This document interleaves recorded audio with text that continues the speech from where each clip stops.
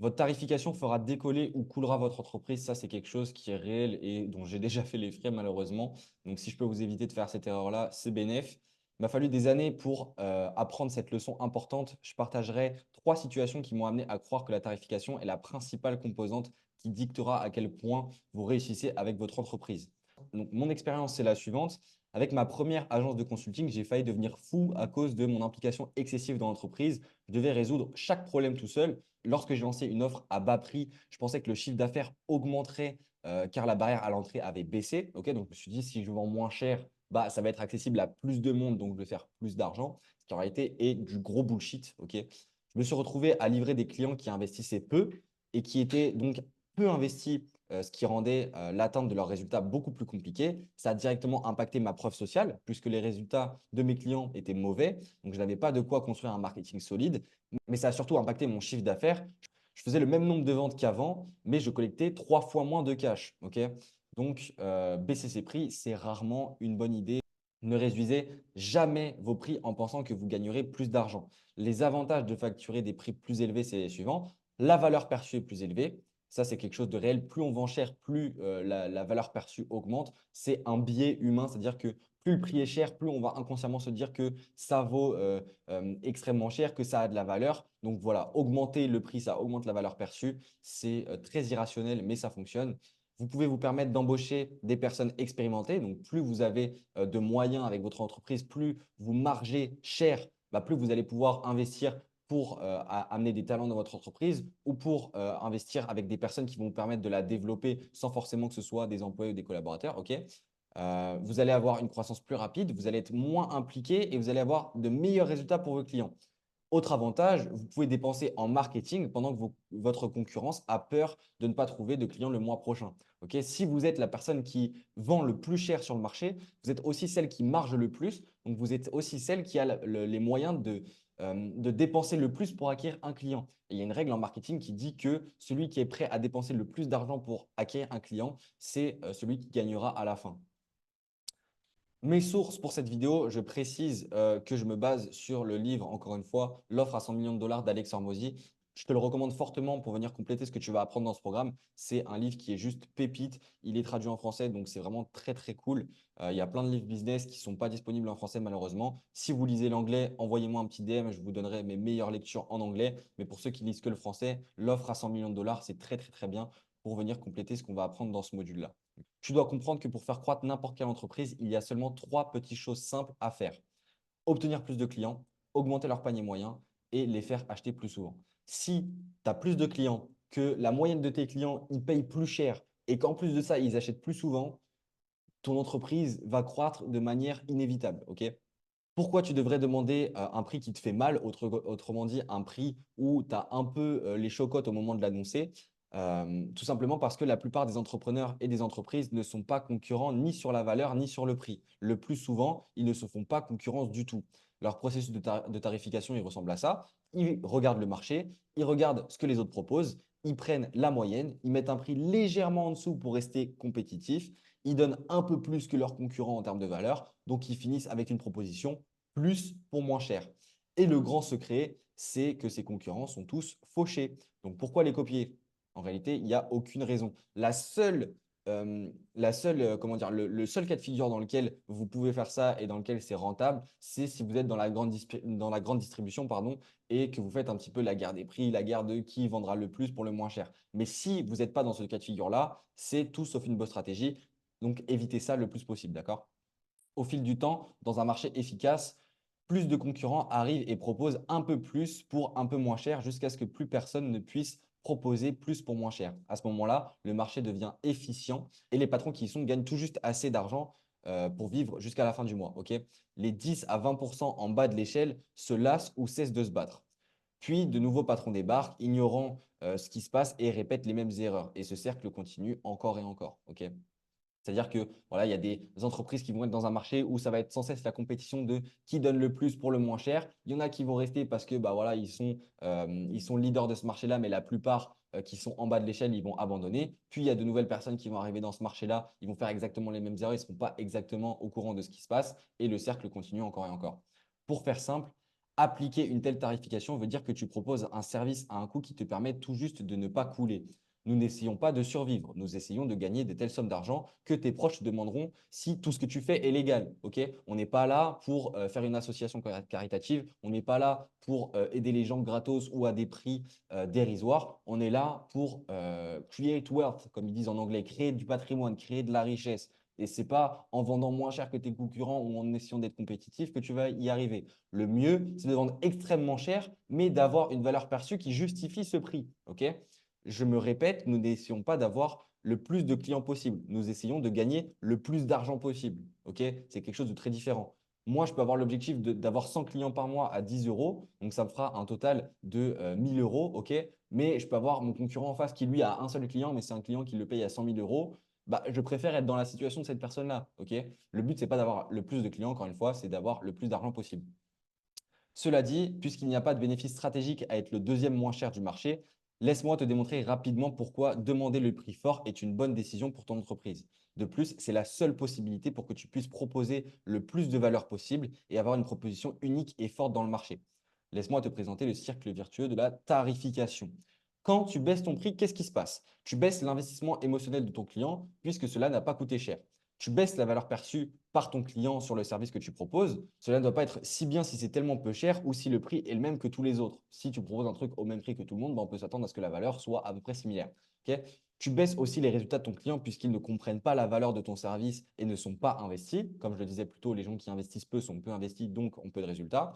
Tu attires les pires clients, ceux qui ne sont jamais satisfaits si ce n'est pas gratuit et qui en plus de ça après vont venir cracher sur ton dos parce qu'ils n'ont pas eu les résultats, alors qu'en réalité, c'est juste parce qu'ils n'ont pas appliqué, mais ils remettent la faute sur toi.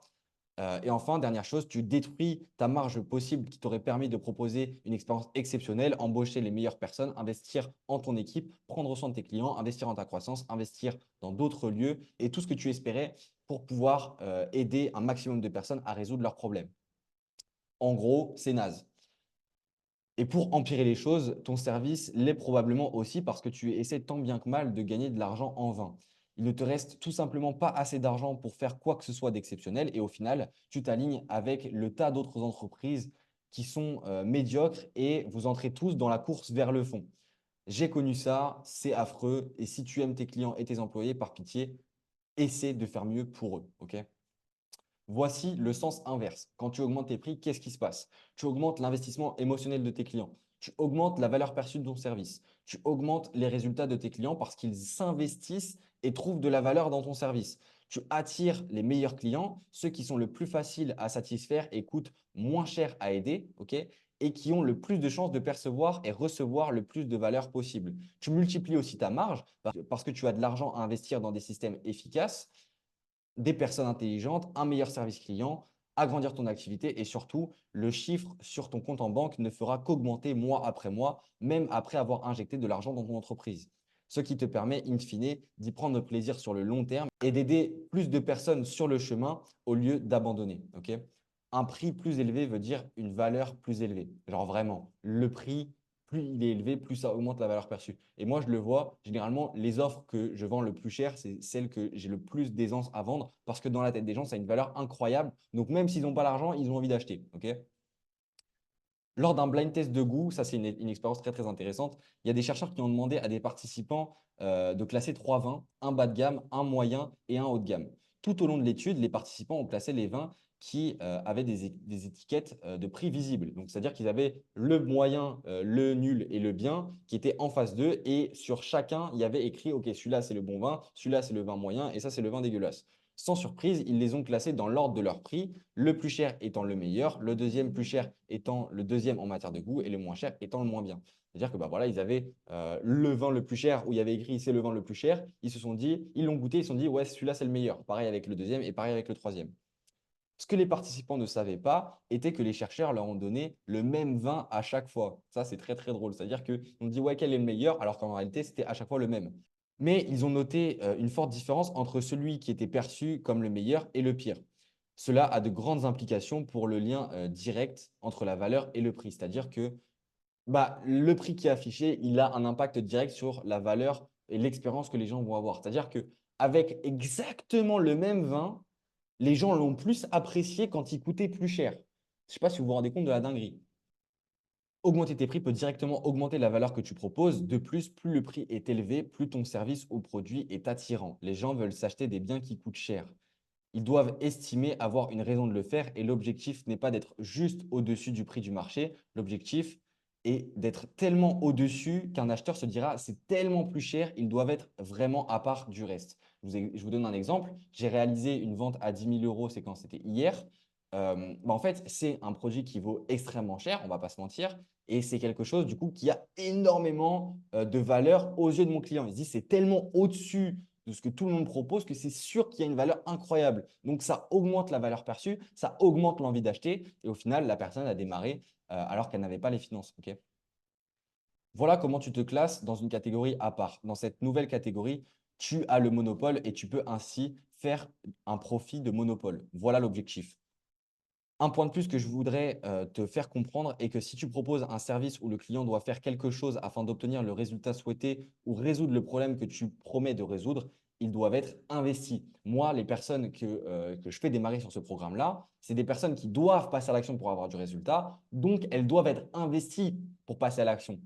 Et si je le vends pas cher, bah, les gens seront peu investis, donc ils ne vont pas mettre beaucoup de valeur sur ce que je leur apporte, donc ils ne vont pas bien appliquer.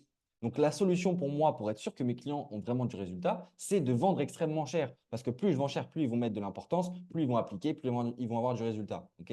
Mathématiques. Donc là, vous voyez, c'est exactement ce que j'ai écrit ici. Si tu aimes tes clients, tu dois les impliquer autant que possible. Et pour les impliquer autant que possible, tu dois augmenter tes prix. Dans l'idéal, cela voudrait dire que tu vends ton service à un prix qui pique quand ils achètent. C'est-à-dire qu'ils doivent sortir de leur zone de confort pour acheter ton produit ou ton service. Parce que c'est uniquement dans ce genre de décision challengeante que derrière, on a une implication qui est à la hauteur de cette décision-là. Ok.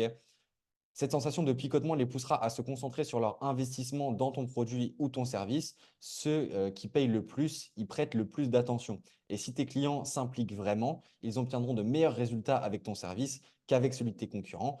Et à partir de là, tu peux vraiment dire que tu donnes plus de valeur que tous les autres. En réalité, c'est exactement pour ça que, regardez, c'est exactement ce que j'ai dit au début. Votre tarification fera décoller ou coulera votre entreprise. Littéralement. OK. Et ça, je vous le dis parce que j'en ai fait les frais, en fait. Donc, vraiment, prenez conscience de ça et vendez cher, s'il vous plaît, par pitié, pour le succès de votre entreprise, pour le succès de vos clients, pour votre famille, pour vos enfants, pour votre femme, pour tout le monde. Vendez plus cher. OK. Je sais que ce n'est pas facile et ce n'est pas censé l'être. Ton produit doit fonctionner. Trop de personnes cherchent à déroger au vrai travail. Fais ça et tu échoueras. Dans le vrai monde, pour avoir la conviction de demander le prix fort, tu dois être plus fort que tes doutes. C'est-à-dire que, je vous donne mon exemple encore une fois, moi, je suis tellement certain de la transformation que je peux apporter à mes clients que, en fait, ma certitude va au-delà de mes doutes et va même au-delà des doutes de mes clients. Parce que mon produit, je sais qu'il fonctionne, je sais qu'il apporte vraiment de la valeur. J'ai 100% confiance en moi, mes compétences et ce que je peux apporter aux gens. Et c'est ça qui fait que derrière, j'ai le courage de demander extrêmement cher pour mes services. C'est pour ça que je propose des offres à 3 000 euros, 5 000 euros, 10 000 euros. Parce que, en fait, ma certitude va au-delà de mes doutes. Ma certitude est plus forte que mes doutes. Tu dois être tellement convaincu par ce que tu proposes, car tu connais ce que tu fais, que tu es convaincu que la personne va réussir. L'expérience est ce qui va te permettre d'oser demander un prix qui correspond à une année de salaire. Tu dois croire tellement fort en ta solution que quand tu es seul le soir et que tu te regardes dans le miroir, ta conviction reste la même. Qu'est-ce que tu devrais retenir de cette vidéo? Tout d'abord, demande le prix fort. Cela te permettra de faire ce que nul autre ne pourrait pour aider tes clients à réussir. Nous pouvons demander le prix fort parce que nous donnons plus de valeur que quiconque dans le métier. Nous ne demandons qu'une fraction de ce que nos clients gagnent grâce à notre système. Je vous donne mon exemple à moi. Toutes les personnes aujourd'hui qui vous forment sur la vente, la plupart, ils vont vous vendre des programmes à 1 500 euros, 2 000 euros, 3 000 euros. Moi, je suis bien au-dessus de ces personnes-là. Et en même temps, le prix que je demande, c'est bien moins que ce que ça peut rapporter à mes clients. Donc, je suis vraiment dans une zone qu'on appelle le sweet spot, le meilleur point, le point parfait pour avoir une offre exceptionnelle. Ok. C'est important, nos clients sont toujours gagnants. L'écart entre ce qu'ils payent, donc le prix, et ce qu'ils obtiennent, la valeur, est énorme. De ce fait, le cercle vertueux continue de tourner. La vérité, c'est que 99% des entreprises ont besoin d'augmenter et non de baisser leur prix afin d'évoluer. Le profit est ton oxygène. Ça alimente le feu de ta croissance et tu en as besoin si tu veux atteindre plus de personnes et avoir plus d'impact. Afin de demander le prix fort, tu dois cependant apprendre à créer énormément de valeur. Et créer énormément de valeur, ça passe par faire tout ce qu'on a vu juste avant, à savoir garantir le succès de tes clients en un temps court, avec un haut niveau de certitude, sans que ça demande beaucoup d'efforts, avec un résultat à la fin qui est extrêmement satisfaisant. Ok. Faire l'analyse également pré-mortem, prévoir tous les scénarios dans lesquels on pourrait avoir un échec, utiliser des mécanismes pour prévenir ces échecs-là, anticiper et ainsi éviter l'échec dans la plupart des cas. Autrement dit, garantir le succès de nos clients. Ok.